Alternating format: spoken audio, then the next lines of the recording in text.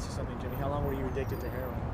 For over 20 years. Westchester native Jimmy Roche says using heroin took him to places no one should ever go. I won't wish it on my worst enemy. The drug that is now booming all across the state, Roche says, will leave its users useless. I was a walking zombie. My life was cold.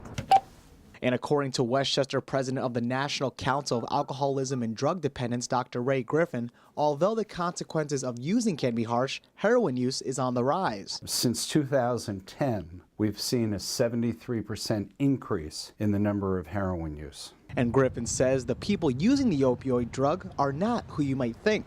Last year alone, we had over 2,000 deaths in New York State. In Westchester, in the last 18 months, we've had over 10 adolescents die. Adolescent through 25 die from a heroin overdose. That's a lot of people. That's a lot of our children dying. So why, if death surrounds the powerful narcotic, do people still use? They're getting a numbing.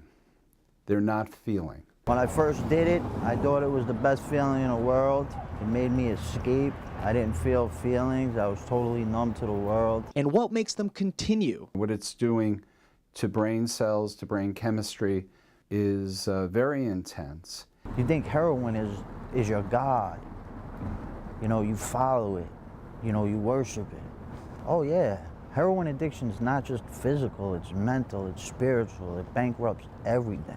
If not for the feeling that Griffin says is 5 times more intense than oxycodone, a powerful pain medication, than for sheer fact of its affordability. Price difference, an OxyContin on the street goes for a price of anywhere from $30 to $70. Wow.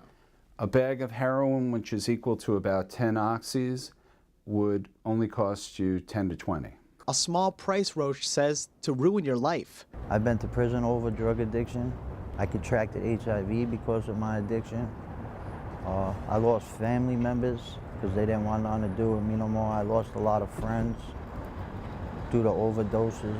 Griffin says there is hope to unclasp the hold heroin can have, or to prevent it altogether. I think so much of it comes back to the parents being parents. Too many parents want to be friends with their kids instead of being the parent role.